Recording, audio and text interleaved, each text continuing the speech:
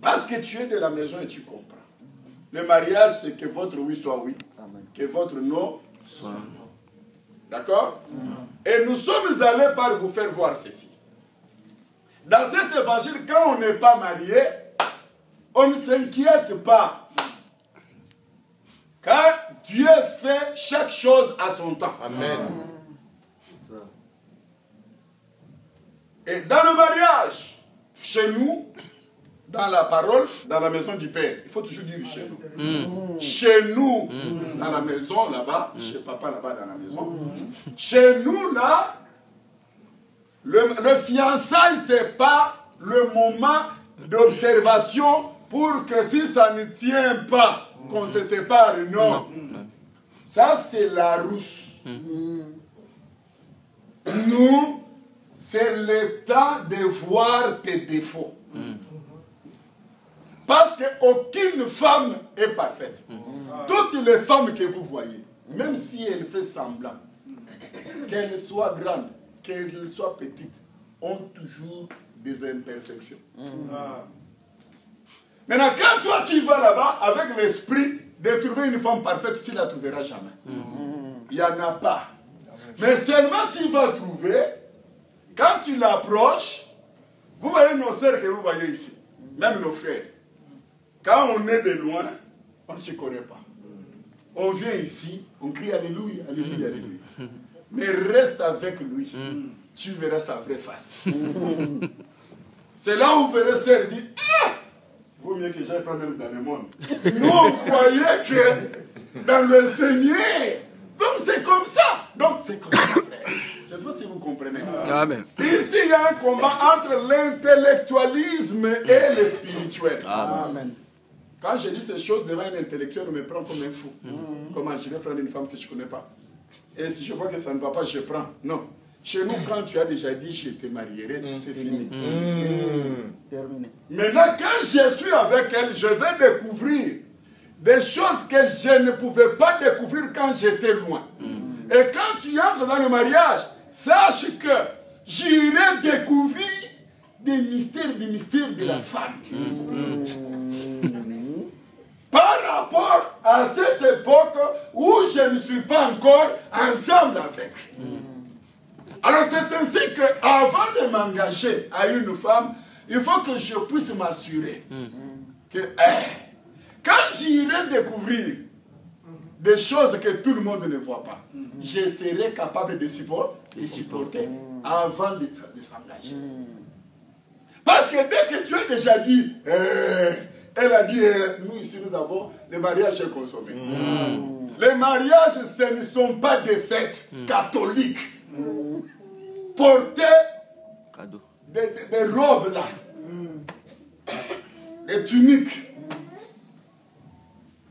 d'où tu viens mentir, j'enlève. Tu enlèves quoi? C'est du catholicisme dans les assemblées des saints. C'est pourquoi, frère, quand tu vas t'engager à une sœur, il y a des sœurs qui sont vraiment, qui n'ont pas encore cru. Mais avant d'abord de s'engager à une sœur, il faut démontrer à ces sœurs-là c'est à quoi tu crois. Et puis, tu parles, nous ne faisons pas ces célébrations-là dans la Bible. Sinon, vous allez dire, non, frère, mais pour mon mariage, moi je vais porter cette robe-là. Elle vient s'imposer dans le mariage. Or, si tu lui avais déjà parlé avant, elle ne pourra pas s'imposer. Est-ce que vous êtes d'accord avec moi? Amen. Donc, voilà un peu les problèmes du mariage. Maintenant, nous touchons la concubine. Une concubine, c'est quoi? Parce que nous allons toucher, je vous avais demandé de lire page 19, chapitre 19, 20 et 21. Ceux qui ont le temps de lire n'auront pas de problème ici. Parce que nous, on n'a pas ce temps. La Bible parle de la concubine. C'est très important, frère. Je suis allé pour vous montrer un truc avant de toucher ça aussi. Le divorce entre fiancés. Donc, quand on est fiancé, on peut abandonner sa fiancée que si elle a commis l'adultère. Amen. Amen. C'est ce qu'on a vu ensemble. Amen. S'il n'y a que l'adultère. Et j'ai précisé que l'adultère, adultère non repenti, c'est de l'infidélité. Amen. Adultère non repenti, c'est l'infidélité. Mais alors, si pour le fiançailles, ça montre ceci. Une femme qui a commis l'adultère et qu'elle s'est repentie, cette femme n'a jamais commis l'adultère. En vertu de quel verset que vous allez divorcer? Je vous ai dit dans l'évangile éternel, on divorce que quand il y a l'infidélité. L'infidélité en français, les gens s'entretuent. Mais nous avons l'explication. C'est ce que nous voulons vous faire comprendre. Et on vous explique, on vous a prêché toutes ces choses-là. Mais moi, je ne crois pas qu'une femme vraiment qui aime son mari peut aller aussi faire l'adultère. Non. Je ne crois pas qu'une femme qui aime son mari peut aller faire l'adultère. Et je tiens à vous dire, je vais ajouter une profondeur aujourd'hui. Même quand on te pardonne, demain tu vas mourir. C'est ce que nous allons compléter aujourd'hui. Mais l'homme t'accorde le pardon. Mais toi, Dieu va te tuer. Dieu va te tuer parce que Dieu ne peut pas permettre que tu puisses avoir des mecs vivants sur la terre. Et ceux qui disent, mais comment? Oui, je vais expliquer. Ça, c'est la profondeur des choses. Donc, la parole de Dieu jamais ne peut pas permettre. Une sœur qui est dans l'évangile, quand elle va aller s'engager, son mari est là, elle va aller connaître un autre mari. Non, je crois que c'est celle qui est dehors, oui. Mais celle qui est dans la maison, non. Parce que cette pensée ne lui arrivera jamais. Amen. Seulement les sorcières françaises, américaines, ce sont des sorcières. Parce qu'on leur dit que ça se fait. Quand on était en Suède une fois, on était à Copenhague, à Danemark, on est assis une fois. Oh, je vois la télé, j'étais avec un ami à moi, qui est marié à un Européen. On voit la télé alors, il y a les journalistes qui posaient des questions. Qu'est-ce que tu penses? L'infidélité d'une femme.